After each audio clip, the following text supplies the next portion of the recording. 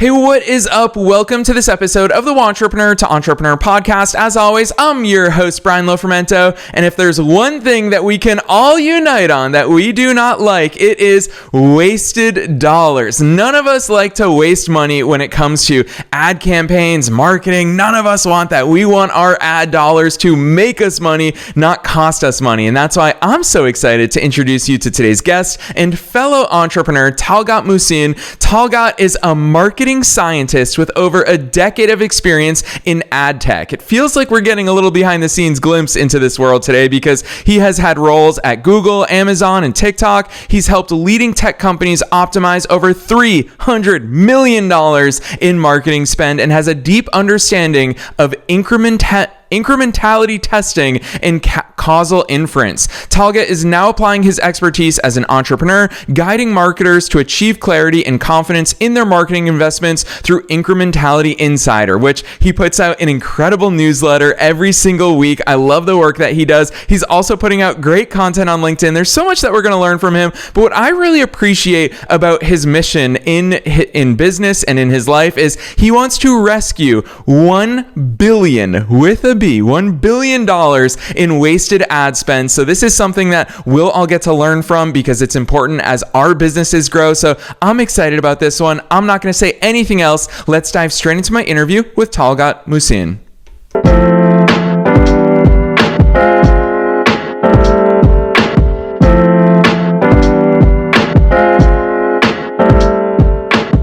All right, Talgat, I am so very excited that you're here with us today. First things first, welcome to the show.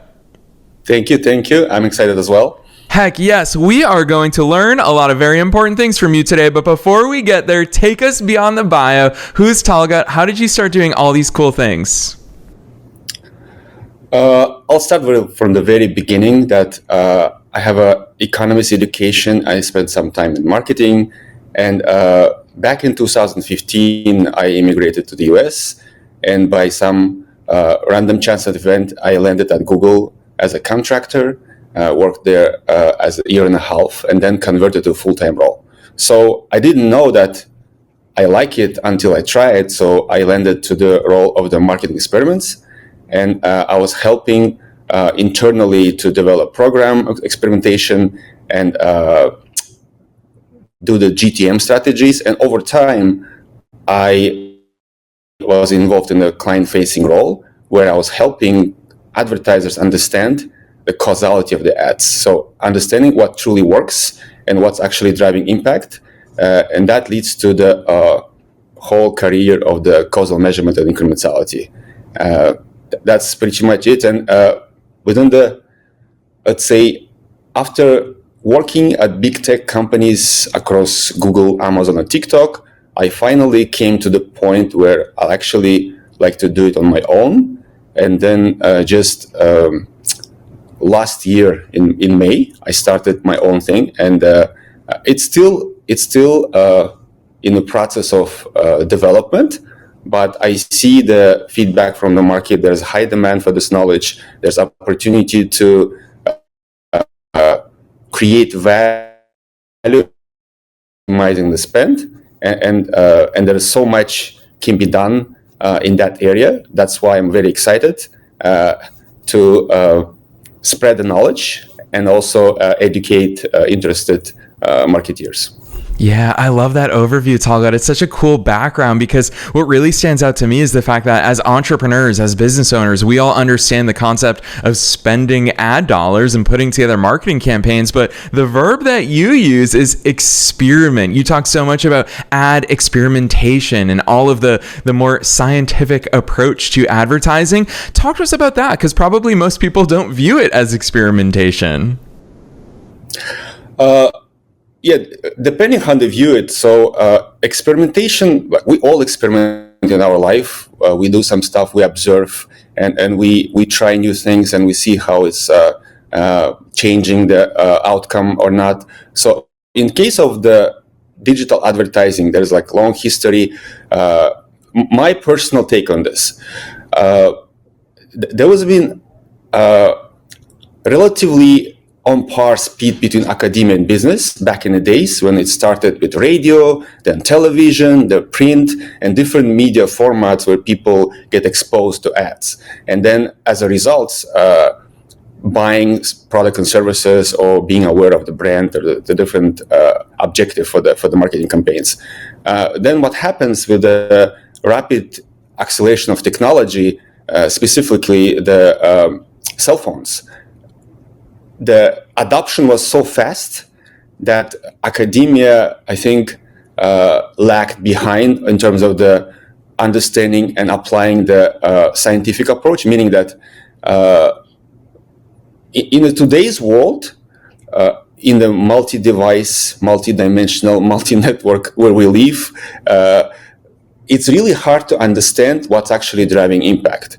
And the only way to do it nowadays with this complex world is to run experiment and understand the causal factor, because there is a phrase, I don't really like that one, but I think everybody saying over and over that correlation doesn't mean causation. So yes, that's the reality. A lot of things correlated, and the problem also that advertising platforms they're doing the really great job driving the business and creating the value, but in the same time, there is a limited performance credit, which all advertising platforms claiming to drive. So, and there's a simple reality that if you take all those dashboards across all the media platforms you have, for example, let's say you have 7 media channels, and then they all claim some level of attribution.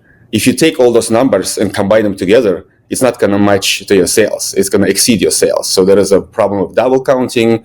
There's a problem of inflating metrics. There's many issues. So and sophisticated advertisers nowadays, they aware and know that. That's why they are running this causal experiments to understand what actually driving impact. And also there is a kind of next layer of complexity that there can be primary cause, there can be a fractional cause. Some channels can be amplifiers. Some channels can be just cannibalizing on the others. So that's very complex web of causes and synergies and then negative effects across channels.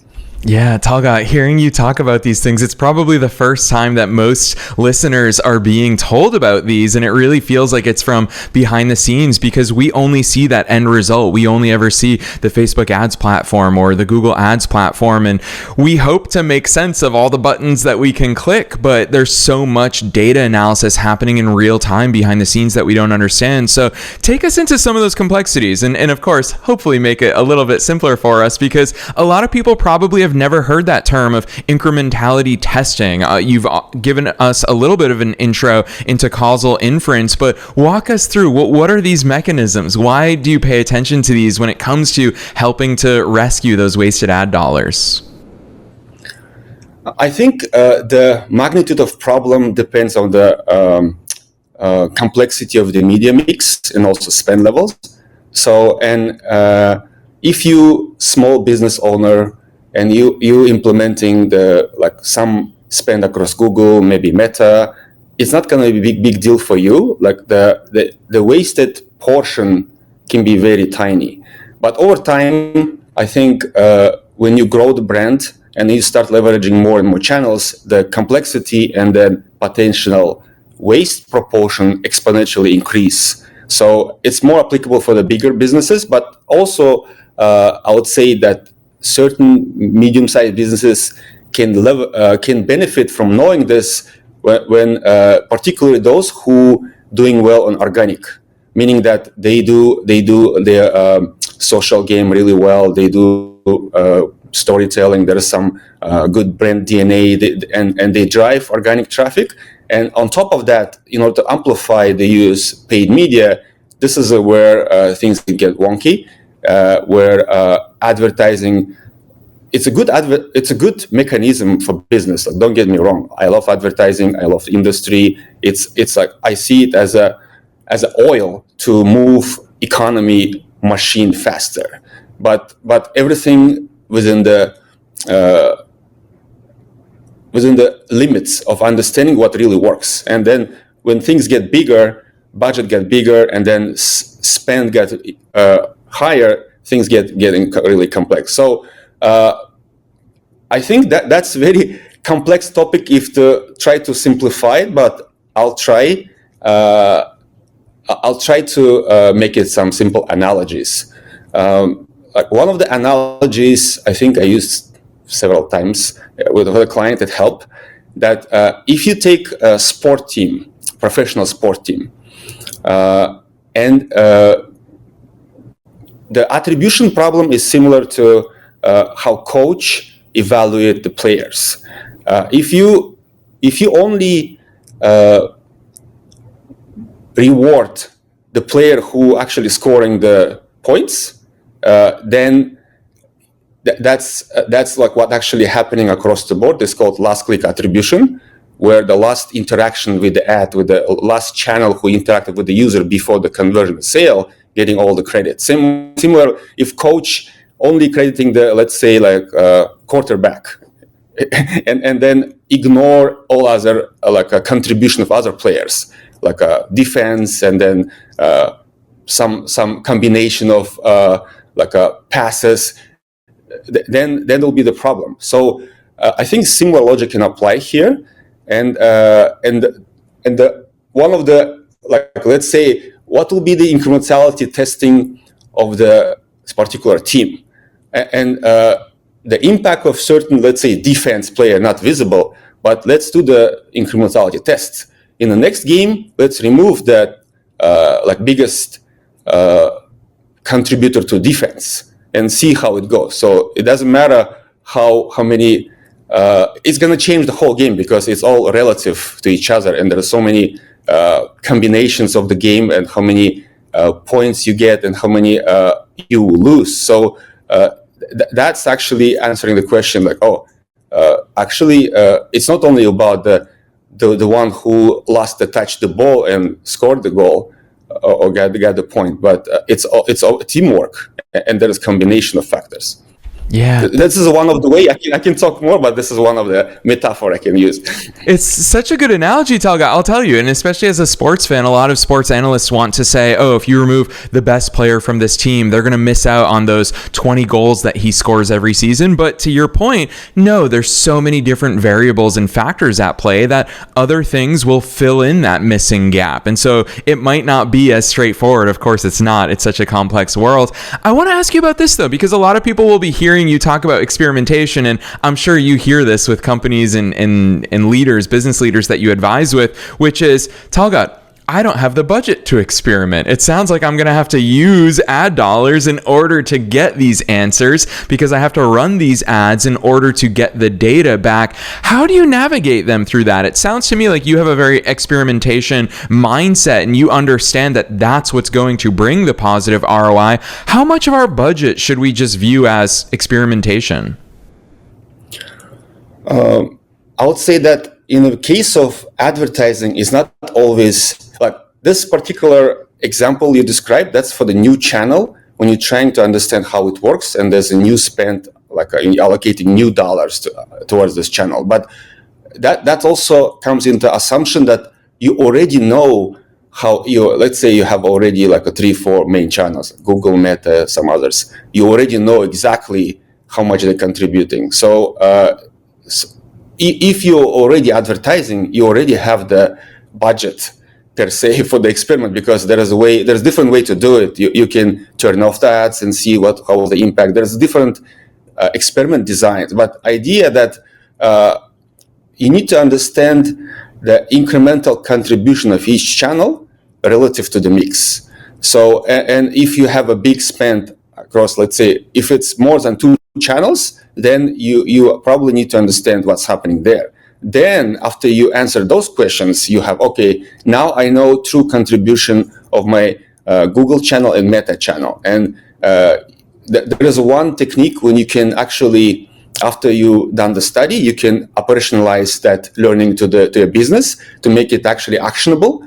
Let's say you use multipliers. So you see that Google reporting dashboard claiming this number of conversion, and then Meta this number, and if you're able to test each of them, and you know like what true incremental contribution of each channel, you can come up with a multiplier, which most of the times it's a fraction. Like let's say like out of 100 of reported conversion, through scientific experiment, I proved that it's only like a 60 are incremental to this channel. So attribution most of the times is inflated. Not always, some channels under-attributing, but mostly they're over-attributing. Then for the next channel, you also, within relative to the mix, again, that's a problem that you cannot view them in a silos, because the way how they work together, it's like relative to each other. And you don't live in silos. You treat the user across different ad platforms. It's usually same user. You just bombard them with the messages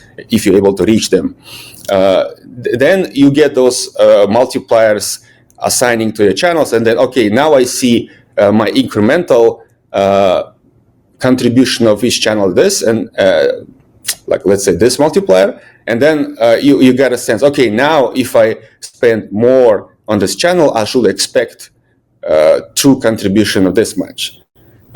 Then you solve to your baseline how all this works. Now you explore new channels. Then if you, for example, you're able to understand what's true contribution of these two channels, and then you're able to optimize budgets, meaning that reducing the spend to a certain degree didn't hurt your sales at all because it's not incremental. So those now you freed up and additional budgets you can allocate to different new channel, which you never used before. Then, of course, you starting slowly with experimenting and seeing how it works. And that's iterative process. Like the more you channels utilize, the more you spend, you continuously should be experimenting and understanding what was a true impact of it. Yeah, what I really appreciate about that overview, Talgat, is that a lot of people, when it comes to advertising, they obsess about those advertising analytics, but it sounds to me like you bring that comprehensive business approach to it of saying, hey, let's look across your entire marketing mix. Of course, let's look at your business analytics and let's figure out what's working and what we should ramp up. I really appreciate that approach that you're sharing with us here today. What I want to ask is, just thinking about a business owner who has advertised on many of these platforms that we're talking about, I always thought and hoped and believed that these ad platforms, they also want me to succeed. Of course, they have their own engines and algorithms that are happening behind the scenes in real time in order to maximize my return on investment as well. Of course, as best as they can, because you've already talked about a lot of the attribution stuff that happens behind the scenes. But is that the case? Can we as business owners count on the fact that these algorithms are also helping us in getting our message and our campaigns in front of the right audience, or should we still retain that accountability and ownership and self-responsibility on our own side and say, hey, it's us that has to drive these changes, the iterative processes that you've talked about? Yeah, good question. So very nuanced one. I would say this. In the capitalist world, every organization have one objective: maximize shareholder value.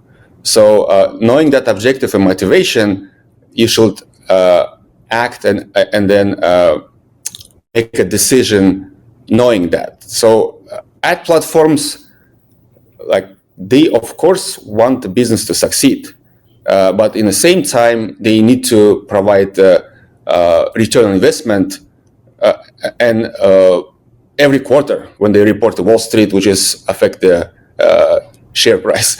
So and that leads to the point where objective is to keeping the balance between helping businesses grow, but also getting the return. So knowing that, like I wouldn't count on the ad platform that it will help certain business particularly.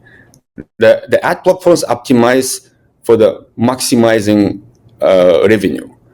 And that distribution can be different depending like how the like different segments of businesses looks like on the ad platform, and logic that apply to that is they use internal metric called ARPU, which is average revenue per average revenue per advertiser, and for that metric everything optimized towards that. So of course there's also different variables regarding algorithm, the changes to algorithm, And overall, advertising is very beneficial for business.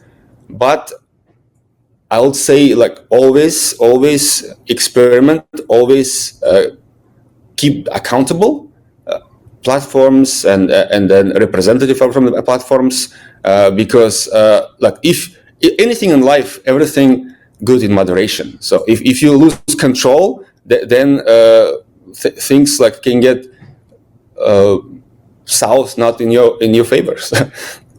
Yeah, it's true. I love the way that you talk about that because it is so important. There are so many things that we can look at, that we can control, that we can tweak inside all of our ad campaigns, which is why I want to put you on the spot and ask you about a few of the metrics that you pay attention to, because I'll out myself. I'm not a marketing scientist like you, Talgat. And so typically I keep it a little bit simple and I just look at click-through rate, cost per click. I pay attention to those two metrics, among others, of course. And I'm always looking at conversion rate and percentage on the back end. But where does your mind go when you look at an ad campaign? What are some of those KPIs that you look at? If I myself run the campaign, I will not be too obsessed with the, I'll call it, surface level metrics. Those CTRs and other things, there's many variables impacting it. The internal auction, there is also seasonality. There's your category you're playing with, like how tough is the competition, because most of the ad platform auction based, and depending on the bids, there is a certain battles happening on different level of the bids. So I'll say that platform metrics are directional. I think the most important thing to pay attention to is actual sales, like not the reported sales, but your CRM data, your actual sales, and understanding that there is a lag effect happening, and when it comes to advertising, like sometimes it's not realized this fast, and also there is the trend nowadays. Advertising platform become very sophisticated. And it takes some learning period to optimize, to know what your ideal customer profile, and for you as a business or agency who helping you to target specific audience profile. So over time, algorithm learn, and I think important step to do, if there is a possibility to report back your conversion, to upload it or like have a pixel in place. So that way algorithm will know better, like when the conversion happening, it will optimize for it and then perform better. But from the reporting side, that's like a service level reporting. From the business side, again, keeping in mind that this is all attributed, it's not caused. So you can imply causality, but that's require experimentation. So there is no simple answer to this. It's depending on the platform. I would say that just take it easy on the surface level metrics and look holistically and see like how your sales and conversion fluctuates. And also, of course, check carefully like what's being reported and what actually happened.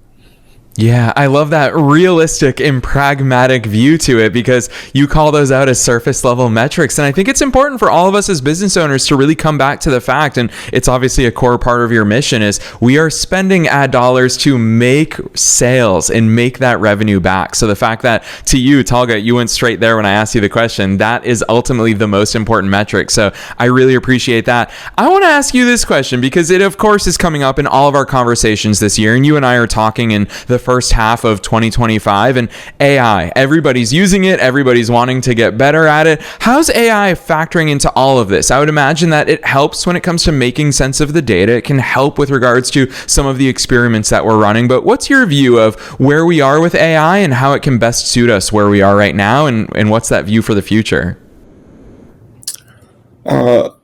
In which context? As a business owner, or as an advertising platform, or as like? I would say for the business owners.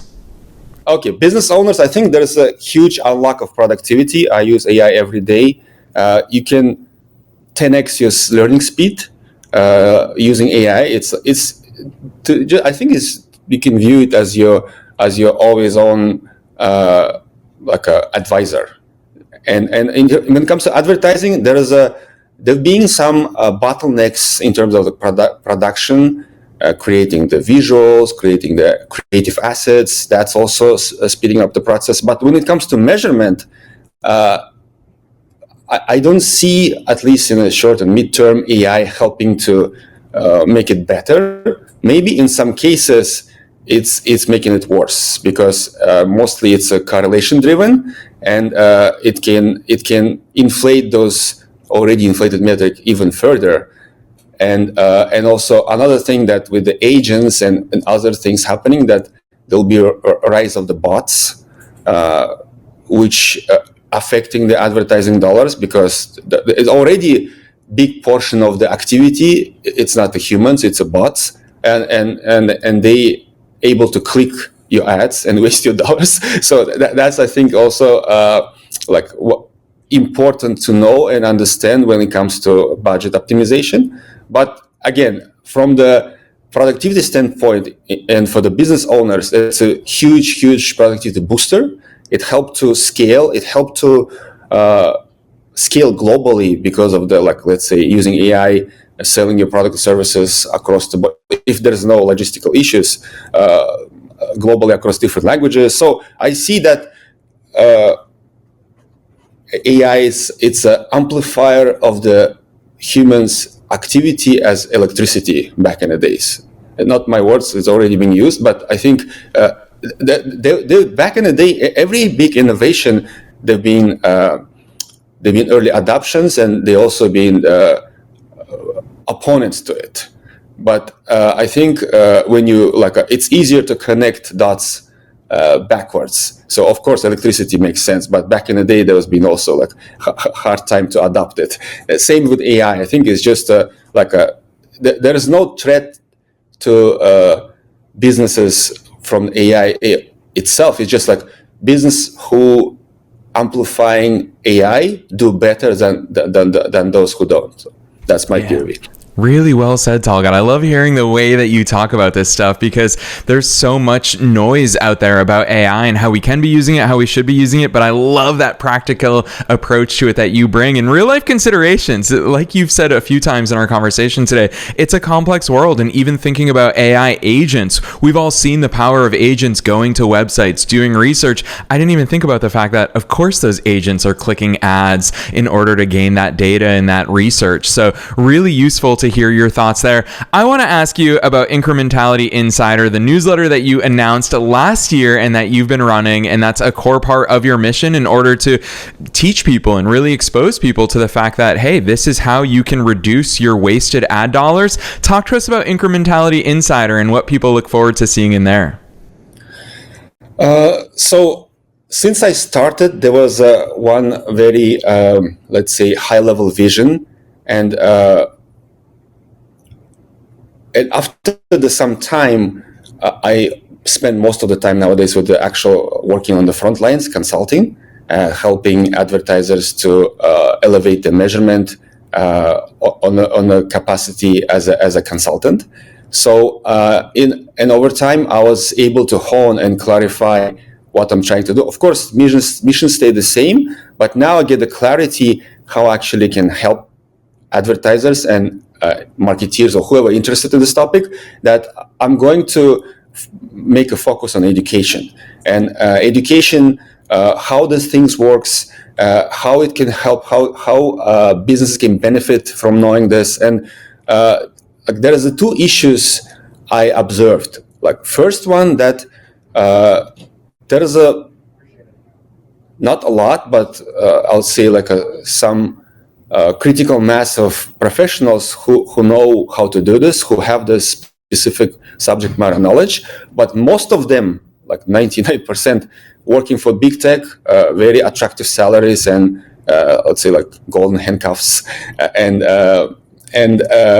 that knowledge, it's gated inside. It's also benefiting the platforms. Of course, there is a certain level of advertisers where they reach certain level of spend, they get access to this knowledge and expertise, where I was a part of it, helping advertisers to succeed. But on open market, there is a very limited thought leadership and sharing the knowledge. And second one, that area by itself, it's relatively new and still developing, because I think, as I mentioned previously, the lack of academia behind it. So a lot of professionals learning on the fly, and this knowledge only now become to getting like a synthesized and then coming to some sort of broader industry bodies were being explored. So like it's very exciting topic overall, but there is so many gaps exist, and my mission is to address those gaps, helping businesses succeed. And also, I don't claim that I know all the answers. I'm learning on the fly every day, something new. That's why it's important to stay on the front line and actually do the work before try to help others. I think that's important to be on the front lines, learn it, and I can share more perspective regarding like why is important and why is relevant to human being as a users. But like that give me probably already a long answer for this. But yeah, long story short, I refined the vision, I refined my POV and perspective, and I'm gonna let's say accelerate the content production for my newsletter. And it is free, by the way. There will be some paid premium content moving forward, but for now it's free. Anyone can subscribe, read, and I also developing the whole strategy across different channels to share the ideas through visuals, infographics, and many other things. Yes, I love the way you talk about that and really position it in the marketplace, Talgat. It is much needed education that, as you said, most people have never had access to this. So, Talgat, that's why you are looking at your latest subscriber. I'm so excited to continue getting your genius. And listeners, we're going to drop that link in just a minute. But before we do, Talgat, I have to ask you for your number one best piece of advice, knowing that we're being listened to by both entrepreneurs and entrepreneurs at all different stages of their own growth journeys, and knowing that you are not only a subject matter yourself and the things we've talked about today, but you're also one of us. You're also a fellow entrepreneur. So with that hat on, what is that one piece of advice that you want to leave our listeners with today? If it comes to entrepreneurs, I would say it took me some time to understand this. It's not related to advertising, just overall that I was spent a lot of time on researching, analyzing, analysis paralysis, and then strategizing. I think spent too much time on that part. And only simple thing I learned that I think almost everyone who's already started, they're ready. You're ready to go. And the best way to learn is to actually execute.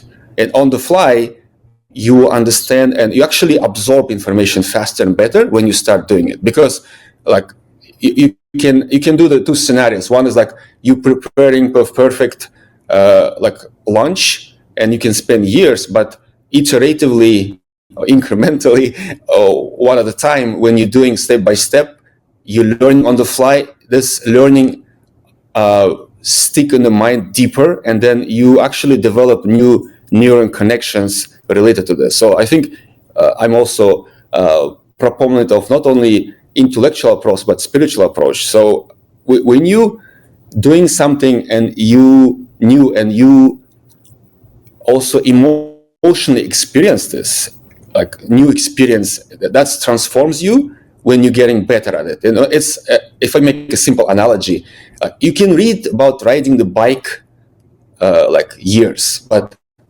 the only way to learn, you have to actually start biking, like falling down, learning, iterating, and only with this you develop this new emotional connection, new emotional learning, a new neural connection. When you then over time you can do it on your brain already tackle this and put it in the background, and you can do it without even thinking. I think that skills, same as the riding a bike, applied to any part of the business. So I would say this, and maybe I'll watch it in future to myself again, that like reminding myself again, just start doing it, learning on the actual practice, and And when you're doing this, then you uncover all the challenges which you didn't know exist before. Yes, Talgat, I love that advice. I've always loved that analogy. And to your point, it's not just advice that we get to hear once and we'll remember it forever. We have to keep coming back to it because it is an iterative process. And I think that fits in so perfectly with all the things that we talked about here today. So Talgat, I know that I'm excited to be on your newsletter. I can imagine that a lot of listeners are excited to continue getting this insider knowledge and strategies and tactics as far as reducing our ad waste and increasing our ad spend that turns into ROI. So drop those links on us. Where should listeners go from here? Incrementality.net. It's a newsletter on Substack. I just connected my custom domain. Incrementality.net. That's the name of my newsletter. A lot of fun things to come, a lot of exciting things to come. And I'm planning to do not only newsletter, there will be the video content, there will be the educational series, webinars, and maybe some even private coaching for the decision makers, how to accelerate faster in that knowledge. Yes, listeners, you already know the drill. We're making it as easy as possible for you to find that link down below in the show notes. Super easy to remember, incrementality.net, but you can click right on through from the show notes, no matter where it is that you're tuning into today's episode. We're also linking to Talgat's personal LinkedIn. So if you want to reach out to him, continue the conversation, get his insider knowledge for your business's benefit, reach out to him. It's always great to have brilliant people in your network. So Talgat, on behalf of myself and all the listeners worldwide, thanks so much for coming on the show today. Thank you for having me. It was super fun.